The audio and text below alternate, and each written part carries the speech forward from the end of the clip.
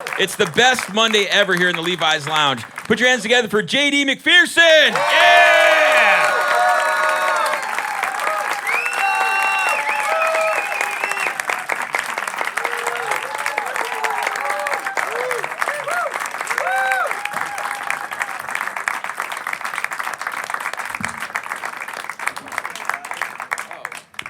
How's everybody doing? All right. Woo. What a night. Oh. It's a great night. It's a good one. Yeah. All right, let's try to play some music. Yeah. Yeah.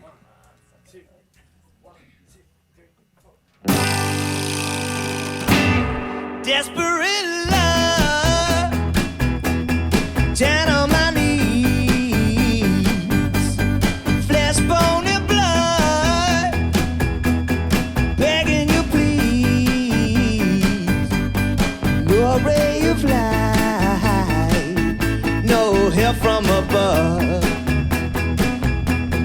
I won't survive this desperate love.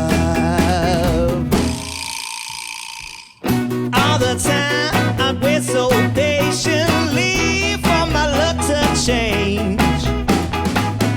I survive and wait so deadfully every night and day.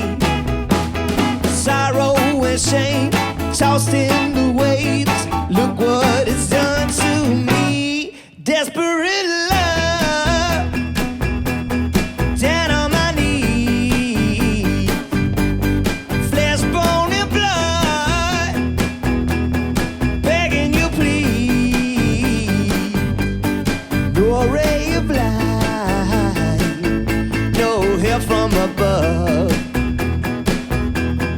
I won't survive this desperate love.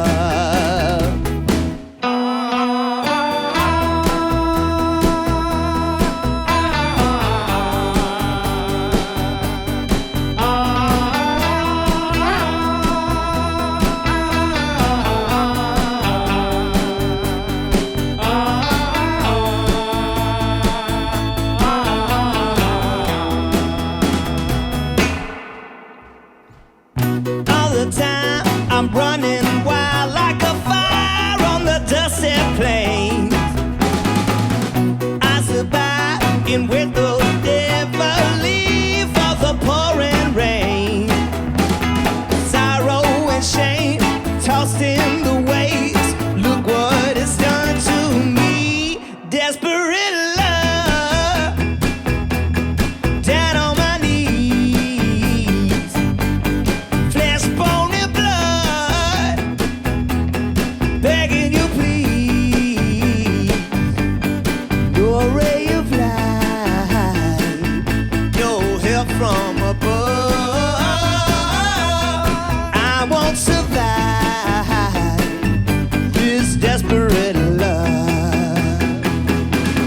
I won't survive this desperate love. Thank you. Thanks, folks. Thank you kindly.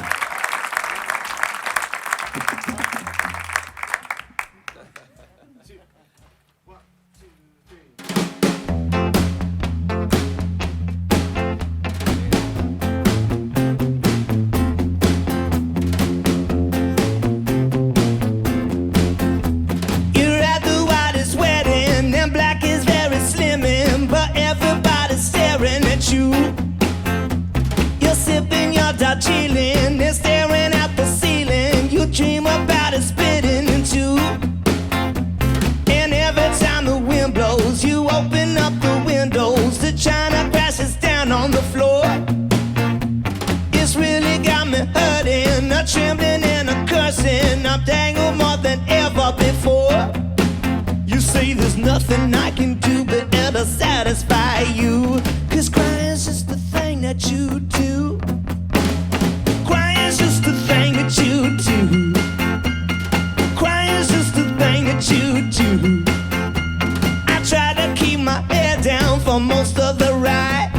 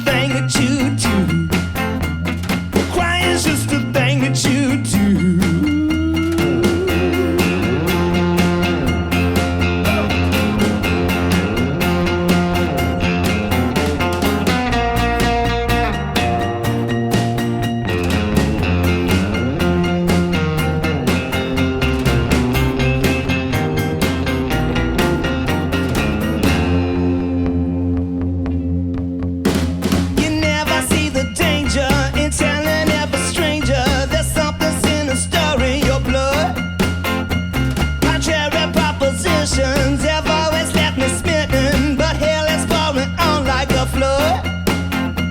I need an indication of any vindication. This love affair is what I'm here for.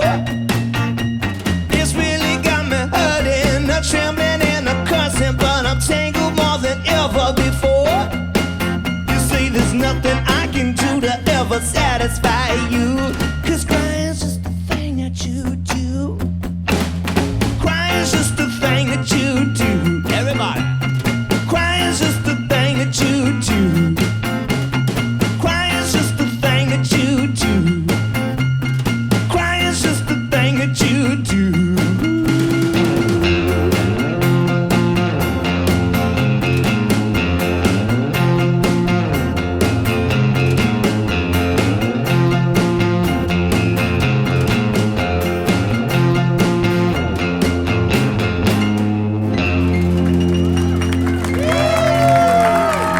Thanks, everybody.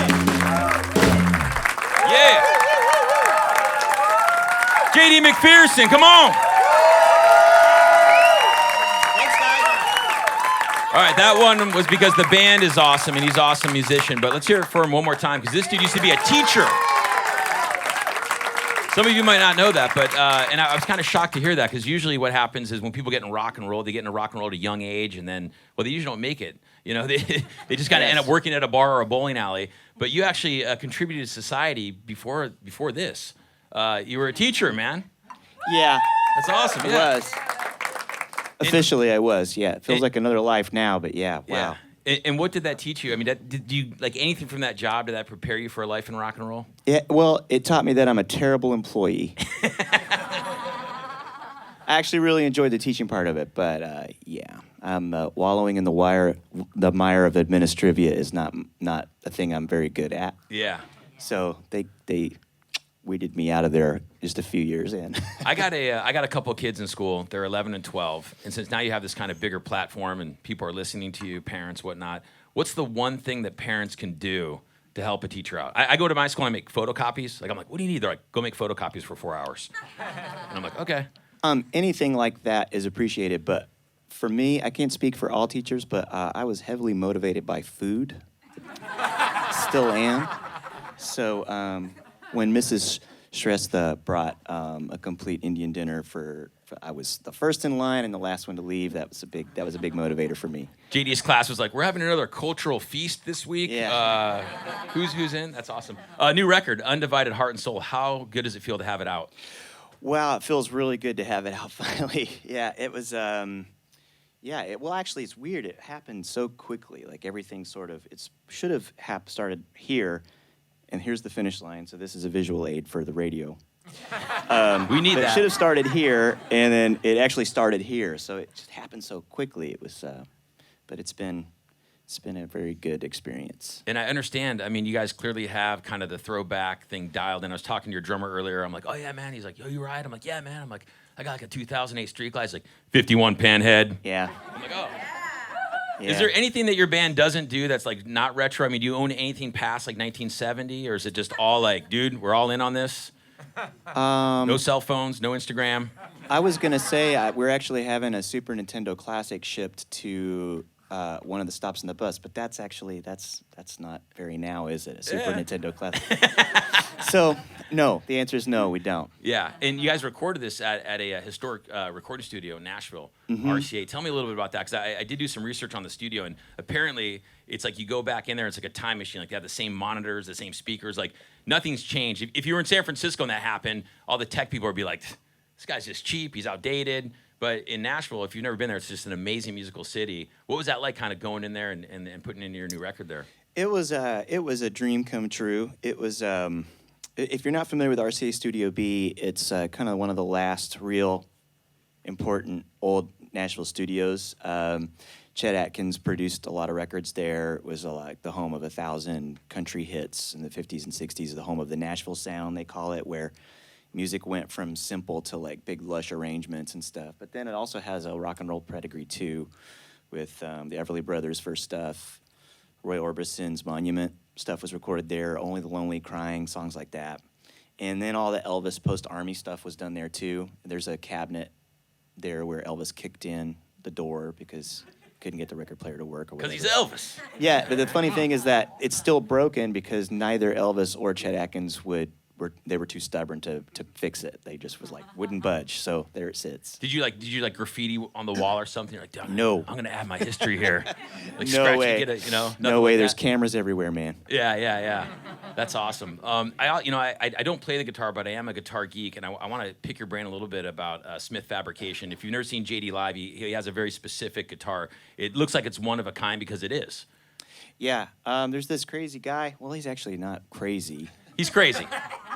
What he does is crazy. What he does is crazy. There you go. He lives out in the desert in Joshua Tree, California, and he makes these I don't know how to explain it, but it's like the best guitars, and he carves the fret markers out of Bakelite from the 20. I mean, he's just like so intricate. Anyway, I conned him, and he lost a bet, and he made me a guitar, and it's a Whoa. What was the bet? That's a big bet. I mean, that's like, because the thing is, if you get one of these guitars, it's almost like Excalibur. Like you have like the sword, and I mean, I can't imagine as a musician, like when you get one of those, you're like, oh, like, it almost doesn't even matter if you do anything else. You're like, I made it. I got one of these. Whatever. Giving that guitar to me is like putting perfume on a pig. But I got one. You're not gonna tell us about the bet, are you? No, that's fine. No, he's a friend, and we talked about that guitar for like 2 years and tried to figure out what to do, and it turned out exactly like I wanted, actually better than I wanted. So he's a really good friend. We're gonna see him on this run. Has anyone else ever held the guitar, like in your band? Oh yeah. Oh really? You yeah, say, okay, yeah, cool. Because super precious. you guys know how it is. Like sometimes, then it's like, don't touch my snare drum, dude. No, only I touch that snare drum. Don't even look at it. Well, he's that way. Jason's that way. I saw on your Instagram, Jason just bought like a new Slingerland set, and I think that's the one fun thing about a lot of the retro stuff is that there's so much old cool stuff, and it really, what I love about you guys is, a lot of people go into recording studios and they use effects to kind of get the old sounds and everything, and there's an authenticity that gets lost there, and so it's awesome that you guys actually take the extra effort instead of doing like studio tricks. You actually go to old recording studios and record this great sounding music that's just absolutely timeless. So. Congratulations, Thanks. man. That's awesome. One other thing that I got to ask, because I'm kind of an art geek, your new record, Undivided Heart and Soul, it's got great artwork, that crazy-ass wolf. Who drew that thing? That is awesome. Oh, I ordered my bundle online. It comes with a comb and a mug. It's awesome. Pretty rad. Yeah, man. That artwork was done by this crazy guy. His name's Florian Bertmer, and he's a German fella, but he lives out here on the West Coast. And he does a lot of, I don't know how many old metal fans there are, but there was this artist named Pusshead that did all the T-shirts for Metallica back in the day. Florian is very much of that school. He does a lot of very intricate ink drawings he does a lot of metal bands. But I got to talking to him backstage. I think it was at Alex's Bar in Long Beach. Was where it was? And There's a backstage at Alex's Bar in Long Beach. Well, it's like Really? it's like where they keep the boxes. Got it. That was the backstage area. That's where we were, the glamorous backstage area. But we were talking, and we got to talking about 60s custom culture, Ed Roth, Von Dutch, all those little guys, and he was super into that. And so I asked him if he could do the Tex Avery Wolf, but in that style, but with his super meticulous thing, and it just blew my mind. Yeah. It was. It's incredible. But yeah, he draws those things so fast too. I can't believe it. He doesn't make mistakes. He just. That's got to be humiliating. You're like, yeah, I want this really epic album cover, and he's like, okay, hold on a second. There you go. You're like, Yeah.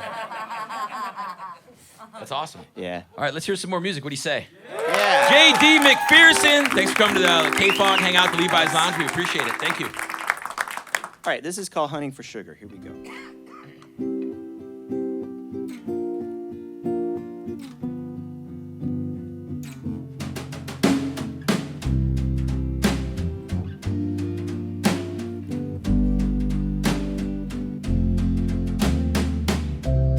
Don't pass my doorstep if you're hunting for sugar.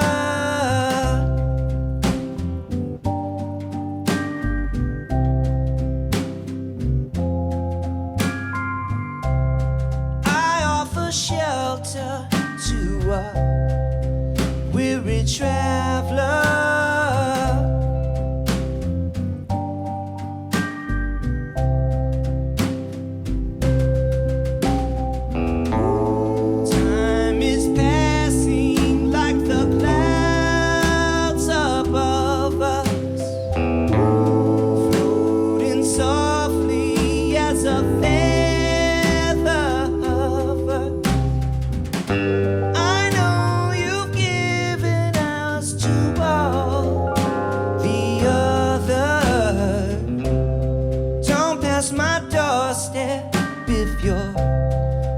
hunting for sugar.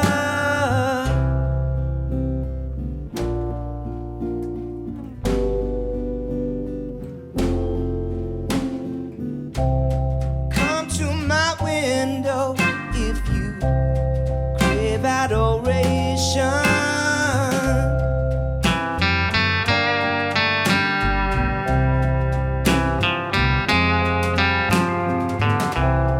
Don't be a stranger to my open devotion.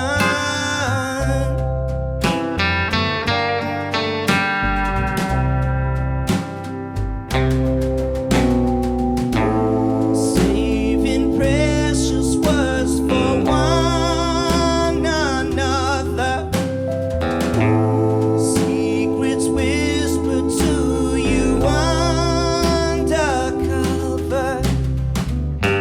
I know you've given ours to all the others. Don't pass my doorstep if you're hunting for sugar.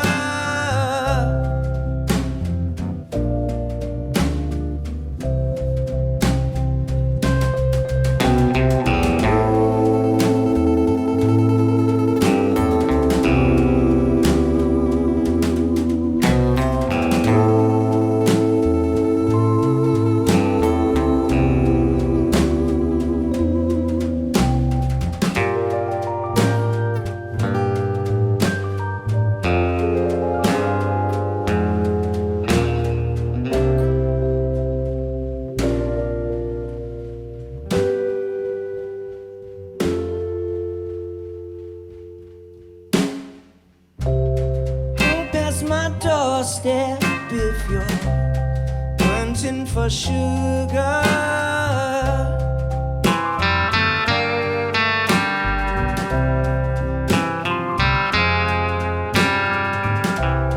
Don't pass my doorstep if you're hunting for sugar.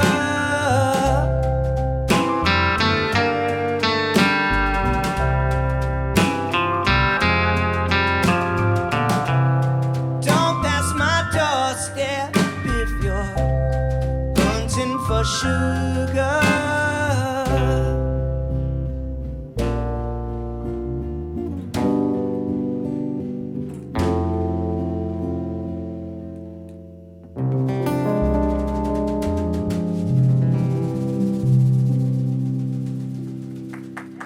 Thanks. Thanks, guys. Let's hear it for these boys.